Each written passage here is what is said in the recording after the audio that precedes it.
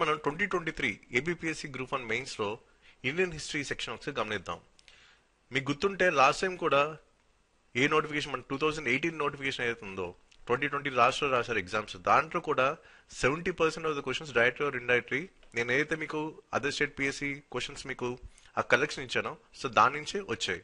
And ఈసారి కూడా వాటి తరగతి రిఫ్లెక్షన్స్ కూడా కనిపించాయి. సో ఇక్కడ ఏంటి మనం అర్థం చేసుకోవాల్సింది, పీవైక్యూస్ నెగ్లెక్ట్ చేయకూడదని. ఒక టాపిక్ సెలెక్ట్ చేసుకున్నప్పుడు సిలబస్లోని పీవైక్యూస్ మీద కూడా వర్క్అవుట్ చేయాలి, దాని మీద కూడా హ్యాండీ కంటెంట్ రెడీ చేసుకోవాలని. ఇది మనకి ఫస్ట్ స్ట్రైక్ కావాల్సింది. కానీ చాలా మంది ఏం చేస్తున్నారు, సిలబస్ కంప్లీషన్ మీద ఫోకస్ చేస్తున్నారు. సో అక్కడ ప్రాబ్లం అవుతుంది. ఇక్కడ మీరు గమనిస్తే ఆ ఫస్ట్ క్వశ్చన్ చూడండి, హర్పన్ కల్చర్ మీద ఒక క్వశ్చన్ వచ్చింది. ఇది ఆల్రెడీ యూపీఎస్సీ సివిల్ సర్వీస్ అడిగారు, ఆప్షన్లో అడిగారు, అండ్ ఇది ఇండైరెక్ట్ గా మీకు తీసుకొచ్చి అడిగారు గ్రూప్ 1 మెయిన్స్ లో. అలాగే సెకండ్ దాంట్లో తీసుకుంటే ఇప్పుడు అల్లావుద్దీన్ ఖిల్జీస్ మార్కెట్ రెగ్యులేషన్స్, ఇది బీహార్ పిఎస్సి 1993 క్వశ్చన్ తీసుకొచ్చి మీకు ఇచ్చారు.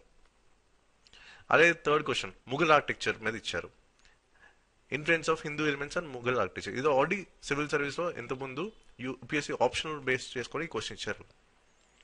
అలాగే ఇక్కడ చూడండి ల్యాండ్ రెవెన్యూ సిస్టమ్స్, ఇది ఆల్రెడీ ఉత్తరప్రదేశ్ పిఎస్సీలో కూడా చాలాసార్లు అడిగారు.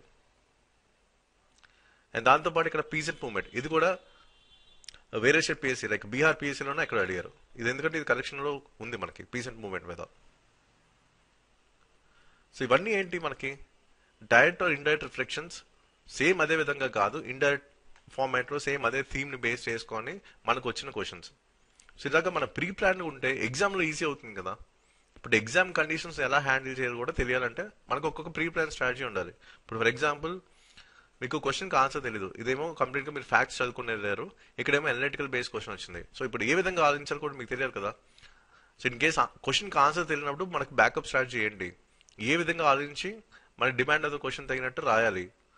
సో మిగతా వాళ్ళకన్నా ప్రతి క్వశ్చన్లో ఎక్స్ట్రా మార్క్స్ ఎలా స్కోర్ చేయాలి, అట్లీస్ట్ ఒక 1 to 2 మార్క్స్ అనేది మనకు తెలిసిందనుకోండి, అప్పుడు ఈజీ అవుతుంది కదా.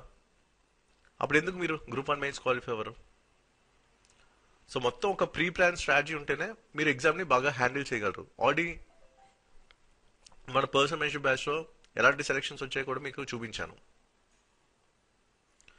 సో ఈసారి అంటే ఇంకా ఎక్కువ సెలెక్షన్స్ తీసుకురావాలి, ఎందుకంటే